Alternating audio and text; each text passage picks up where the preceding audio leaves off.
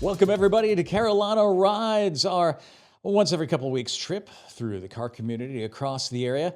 First off, I want to belatedly, that's my little streamer, my little noisemaker, wish Carolina Rides, hey, that's us, a happy birthday. It actually occurred technically end of May. Our first guest in this very studio was Chris Hammett from the Hub City Corvette Club. We had him here on the 22nd for a show that would air the following week. And that was just the first in a line of people who have not only been through our studio here, but who have joined us from parts unknown via the internet. And we've talked about car shows, car clubs, roads, racetracks, auctions. We've talked about shops. We've talked about maintenance. And oh yeah, by the way, we've talked about some cars themselves. In this episode, we're going to do something a little bit different. We're going to take a look back at year one. Obviously, there's only so much we can slam into about 26 minutes worth of time. Yeah, we'll round that up to half an hour, right? And we're going to take a look at some of the highlights we've seen from the different guests who we've talked to over the past year, from end of May of 25 to end of May of this year. Hopefully you will see something you've liked, and maybe you'll see something you haven't seen before and you will like. Feel free to check us out on YouTube to find out more if you're not already watching us there now. We've got all of the old episodes up on YouTube. In fact, I can just show you right now where to find all that stuff, right? YouTube at Carolina Rides WSPA is the place. And every time we have a show and have one of these guests on, we'll announce it and we'll talk about when it posts and all that. And we'll do that on the social medias as well, at Carolina Rides on Facebook and on Instagram at Carolina Rides Official WSPA. So without further ado, let's take a closer look back at year one of Carolina Rides. What is the weirdest thing you've ever seen involving a Corvette? Maybe something somebody's done to it. Well, the weirdest thing on a Corvette I've seen, C3 stretched as a four-door, and that's really weird to see a four-door Corvette. Yeah, I think I've seen a picture of that somewhere. 'Cause I want to say it was one of the number of magazines I get where they actually had some pictures of some things that General Motors had tried or had thought of, and they'd made some mock-ups years ago where they had thought about a Corvette sedan or even a Yeah. Corvette wagon. And I know in recent times, there's been rumors that there might be, a Corvette SUV, that they'd try to use that brand name to sell SUVs, be it, It gas-powered or electric.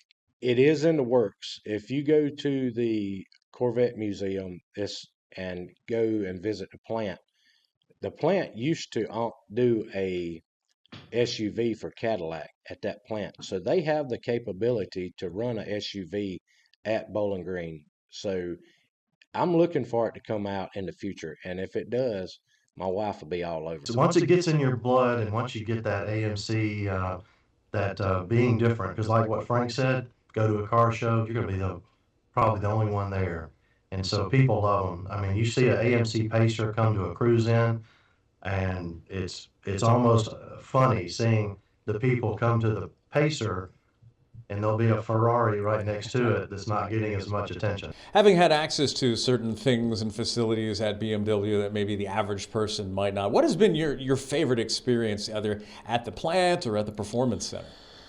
Wow. That's like asking, who's your favorite kid, I think at the Performance Center, every time you go, it's a rush, literally a rush. You're driving cars, depending on the event, you might drive your car.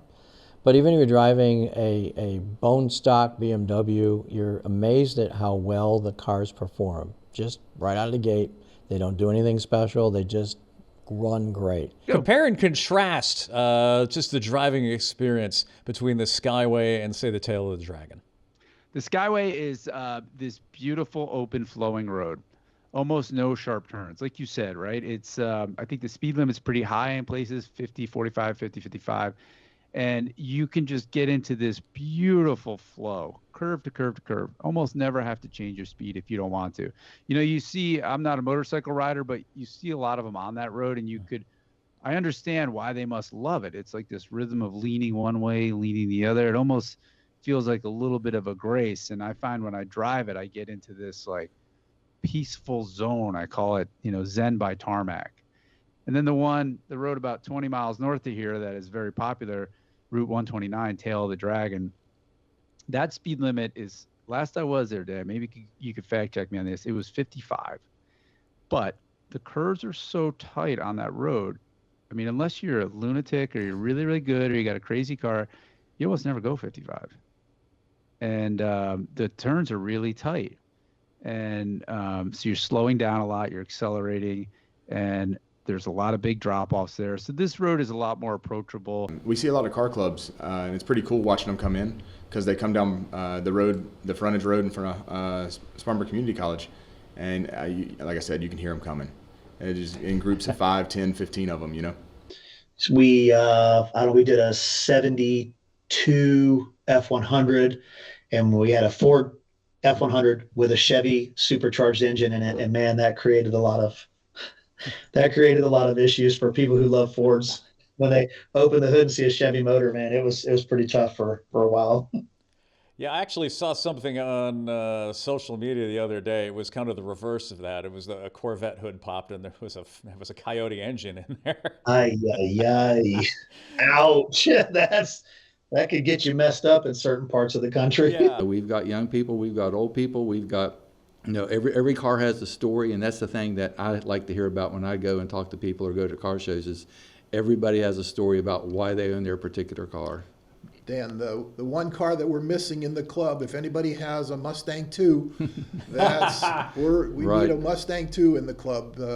There's a lot of people say the Mustang 2 was not really a Mustang, but it continued the bloodline to today. People could actually basically bring their own to the racetrack. How weird does that get? Because I'm sure there are stories about some people who have probably wanted to lap the pace car, and then there are sometimes that there's, hey, look, it's mommy's minivan that's out there. That's right. Yeah, it's always a lot of fun. We had one just a couple of weeks ago with one of our Cars and Coffee, in conjunction with one of our Cars and Coffee events. And it's always fun to sit down in the infield, sit right on pit road, and see the collection of cars that come through, because somebody may have the new Corvette, that they want to get out there and stretch its legs a little bit. And then right behind him is, like you said, it's mom's minivan, and they're just taking a family cruise around the track. So it's always a fun time to see, everybody can appreciate and the freedom that comes with being able to drive a car.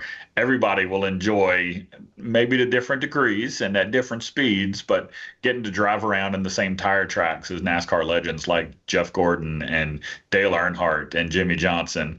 That is an experience that not everyone gets to enjoy, but it certainly makes for a fun and memorable experience when they can come out to Charlotte Motor Speedway on those select days and get to be part of NASCAR and motorsports history. Well, here I am about to start the Roval with Brandon Jones, Xfinity race car driver. I mean, you're ready. The question is, am I? Well, we're about to find out for sure. I mean, this is one of the coolest, unique road courses that we go to on the schedule. You can see everything from the grandstands, which that's my favorite part. I think about people come to the track watching this event, right? You can get up in these stands and you can see this whole place. And it's really, really fast paced too. So yeah, this is a fun track. It's kind of basically technically home for all of us racers. We're all based out of Charlotte, North Carolina here, so we can all drive and sleep in our own beds and come here on the race day and show up and be ready to roll. All right, well, we're going to turn the camera around and we're going to take a look at the track now. Let's do it. Gonna stay way out here. It's a really unique, interesting corner. And let's see. It's really hard to see the backside of some of these corners. If it's hard to see the backside of the corners when you're on the track racing, how hard is it then to see the other cars? I think that's where you see a lot of the wrecks and a lot of craziness happen, is people don't expect people to be turned around on some of these, and you crest over these hills and there's cars sitting there and you're like, oh man, I was not ready for that. Next up was a ride with Tyler Reddick. It was a fun ride, but recording the video didn't go quite as well.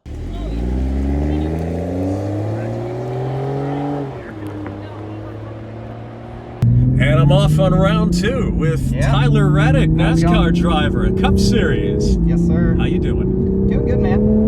Having a blast here today, giving around some rides and trying to hit these corners as fast as I can in the Camry and then see what I can do in the Supra as well.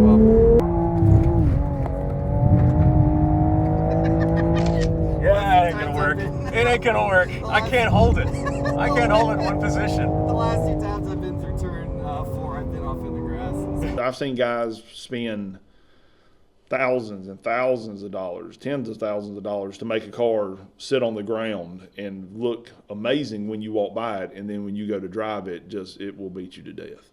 So it is kind of the thing, like BMW guys are a little more, they might be against it in a way, but they're kind of sympathetic because anytime you lower a BMW, it naturally does that camber in the rear. There's nothing you can do about it. We've had people want to stand it up, and that's not what you do on a BMW. So it kind of has that look. I've got 3 BMWs, and all mine have that look a little bit, but the really extreme stuff is more just, hey, look at me, I can do this, and it appeals to that culture because that's what is, like their pinnacle in a way. If you can put this really wide wheel on this car, that's where it got. It was all about how wide could you go within reason to fit on underneath vehicles that shouldn't have this stuff. And a lot of our members actually have Miatas. We have members who age out of caring for a British car because, they do take work. I mean, this isn't something you put in your garage and start it up and go. I always joke with my wife. I say, I'm going to take the Morgan out, and I said it's going to take me 20 minutes just to get the thing running and up and running. It starts, it does all the things, but it's got to choke. I've got to warm it up. I've got to check the oils. You got to check the fluids. It has this thing called carburetors. You probably remember those. So you've got to keep an eye on those. But that's also the joy of these cars. It's an incredibly tactile driving experience. I mean, there's no Bluetooth in my car. There's no power steering. There's no power brakes. It's got a wooden dash. I've got a tachometer in front of me, a speedometer off to the right. And basically, I'm driving the car, and that's all there is going with this car. Some people put stereos in them. I refuse to do it. That to me is I want to be out on that road, and I want the wind, and I want nature, and I want our Carolinas in my face. 2-3 weeks ago, I came across one of the local car sites. One of those sites that usually you see people post, where the shows are going to be in the next few weeks and that sort of thing. And there was one comment, I don't remember it had to do with one of the Cars and Coffee episodes in the area, events in the area. And somebody was bent out of shape because they felt that particular Cars and Coffee was overrun by, shall we say, not necessarily classic or muscle cars. And that's kind of what I'm talking about. And it seems to me that what you're trying to do is, hey, let's get over that. This is all one community. Let's try to be appreciative of what, not only what these people are doing with their cars, but maybe what these kids are doing and getting their cars fixed up. Yeah, no, you're right. I actually have seen that. People, there is a solution. It just takes some event organization. And I don't think it should be for every event, but there have been suggestions that people have like sectioned parking for muscle cars, section parking for imports. More highlights from year 1 of Carolina Rides coming up next. Welcome back to Carolina Rides. We will continue our look at year 1 of Carolina Rides and some of the highlights that you may have seen or maybe you haven't. Because one of the biggest problems, and this is from my years in the insurance industry, is mice getting in, because all the wiring harnesses are soaked in soy oil when the cars are shipped and made, because soy oil doesn't allow corrosion to happen. But soy oil attracts rodents. So that's one of the biggest things if you aren't going to be driving the car, or even if you are going to be driving the car, it's one of the things you want to keep an eye on. And again, probably the first thing you should do is go to the Spartanburg Humane Society and adopt a cat. This is kind of a silly story, but if anybody remembers the movie Christine, where the car comes to life, there was a scene in the movie where Artie first comes up with Christine, and he's got to work on the vehicle, and he doesn't have anywhere to do it. And he finds this old man with a garage who lets him work on Christine in his garage. And ever since I saw that, I thought, why can't I go and rent a garage somewhere to work on my vehicle? And that was probably when I was a teenager or so. And that very, very long time ago is what led us to E3 Storage, where we're at now, is because I always had that in the back of my mind, and the stars aligned in some capacity, and long story short, that's what brought us here today. Now, Chance, what are some of the things that you help with your dad with when it comes to either fixing up the truck or just kind of keeping that maintenance up? I've worked on on the engine before, and I've also helped out putting like everything on the interior inside, and all the rusty spots. We've both kept that like trying to get it shiny by wiping on this thing called Shine Juice, and we rub it on the truck where there's like the brown spots to keep that spot shiny to make it look like more of a patina look, which looks really cool. What is your favorite thing to work on with the truck? I really like working with the engine, I think. It can be a little bit troubling sometimes, because sometimes there's some hard things to do on it that'll take a long time, but eventually you'll figure it out. You have way more patience than I ever would. A good friend of mine, at the time, the executive producer of the show, a man named Terry Lingner, called me quite literally on a Friday night, and he said, "Hey, what are you doing tomorrow night?" And I said, "Well, I don't know." Terry's the type of guy that when he calls you, answer the phone and you say yes to whatever it is he's asking you to do. And I said, "Well, what do you have in mind?" And he said, "I'd like you to host this car show." I had a previous commitment for the following night that I couldn't, in good conscience, get out of. And he said, "Well, what about next Saturday?" I said, "I'm in." So that was in March of 2008. And I've missed 3 events since then. 2, when my daughters, each of them got married in different years. And 1 when I had COVID in Kansas City, ironically, in 2021. Things evolve. I mean, when we first started, hot rods were the thing. And then all of a sudden on came muscle cars, then came sports cars. Well, now you're coming into, the imports, they had a flash in the 80s and 90s with the underglow and everything else. Well, they're starting to make a comeback now because, people are getting that retro vibe. And don't look at it as, oh, that's not the way I want to see the hobby go. Look at it as, hey, look, there's something different. And, the fact that they're enthusiasts and you're enthusiasts, have the conversation. Find out why they like that. Why are they doing that with a Lexus as opposed to doing it, with a BMW or as opposed to doing it with an old Chevy? What was your first car? My first car was a 57 Chevy 2-door sedan, which I never got to drive or finish. I bought it when I was 15 years old, put it in my parents' garage next to my dad's 57 Chevy, and I wanted to work on it. I was a kid back then. I was 15 years old. I was riding my skateboard, riding my BMX bike, and so I just didn't put any time into the 57 Chevy.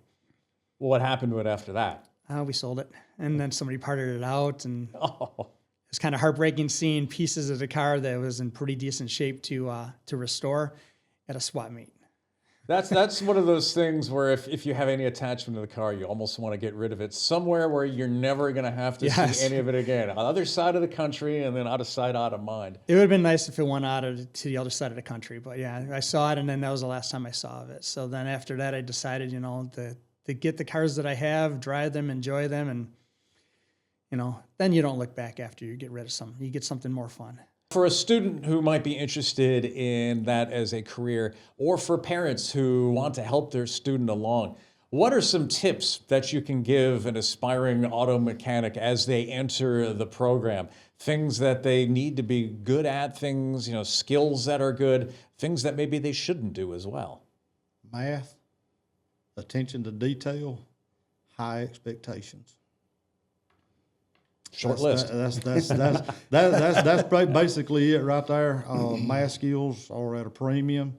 Attention to detail. You got to remember you're working on people's cars that they put their families in, and we don't want to have nothing to happen to anybody. And but attention to detail.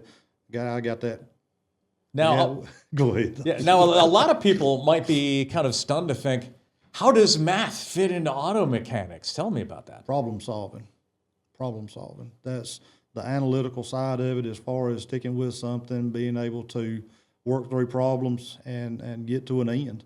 And that's what we've come up with, that math skills are a great teacher for diagnosis and things like that. And I got to a magazine place, Books A Million, that's what it's called, and got a magazine called Mini Truckin' Magazine. That was my Google during back then. So got that magazine and subscribed, and every month I would get a magazine with nothing but those type of vehicles. Fast forward a year later, I was able to get my first one. It was a Mazda B2200 truck, extended cab. And if anyone looks on my Facebook page, I still have pictures of it. I ended up painting it yellow with blue polka dots that went from big to small down up the front and down the side. It was off the Mini Truckin' magazine. There was a company called Lund, and they had vans that they did to promote their ground effects. And he had done that paint, and I fell in love with it. So yes, my first truck, we called it Dot Fever because it had polka dots. Some of my friends used to call it the sickness, but that was my first vehicle. After the Pebble Beach Concours, which is the most prestigious concours in the U.S. and probably one of the most prestigious in the world, and after the show in the clubhouse, he overheard someone talking about the Euro Auto Fest at this historic event, and he looked over, and one of the guys had a T-shirt from Euro Auto Festival, so he went over there and talked to them, and what they were talking about is they were reminiscing how pleasant it is every year to go to Euro Auto Fest versus some of these other events are pretty stressful because how do you find parking? Huge crowds. The people that are displaying the cars are so stressed out. I was at Pebble Beach once. I saw a man who I believe was having like heart failure as his car was being judged. That's the level of stress. And what these gentlemen were talking about is how pleasant and how relaxing the whole experience is at Euro Auto Fest. The dragon attracts people. I know car guys, they look on anything on Facebook, you're always seeing posts of people doing the dragon, beating the dragon, whipping the dragon, whatever they want to call it. But it's an experience. It's even more fun when you do it with 300 and 400 Corvettes. It's not a race. We're just at a nice big parade line going up, and we get to the top. Everybody parks, socializes, hangs out a little bit, goes in the store, and then it's back down. Mm-hmm. Back down's more fun than going up.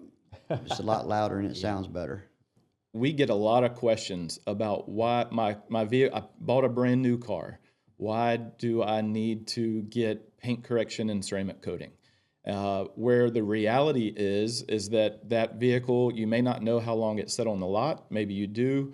We see brand new vehicles come in with water spots, some light marring, even some swirls and scratches, even from quick cleanups to prep it for the delivery of the vehicle. We're getting not only an influx of population, this is a very rapidly growing area, but also you're getting people now from all across the country who are moving to the upstate of South Carolina or western North Carolina. And you're probably also getting, therefore, a little bit of cross-pollination with some of the things that you're seeing from some of the car scenes in other parts of the country.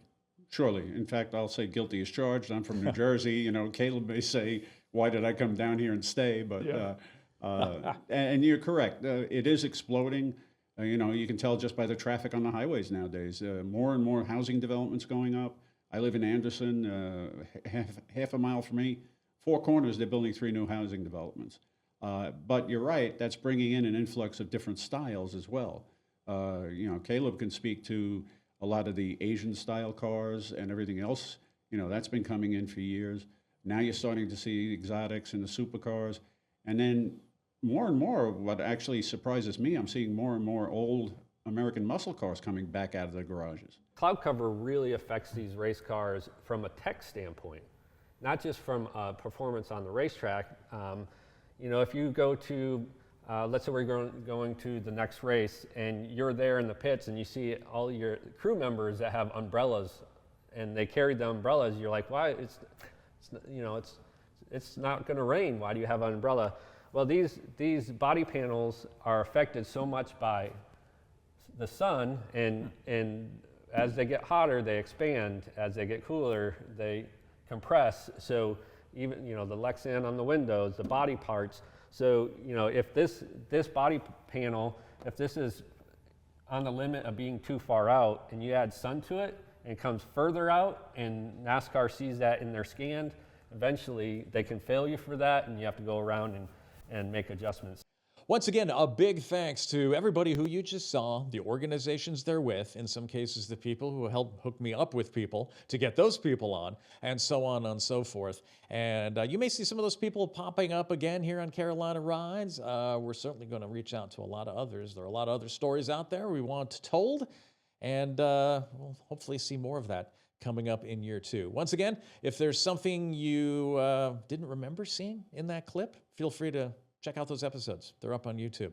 If you're new to Carolina Rides, well, feel free to check out those episodes as well. And we'll have, of course, all new material starting in a couple of weeks, so stay with us right here. Until then, drive safely. Thanks for joining us here on Carolina Rides. Take care.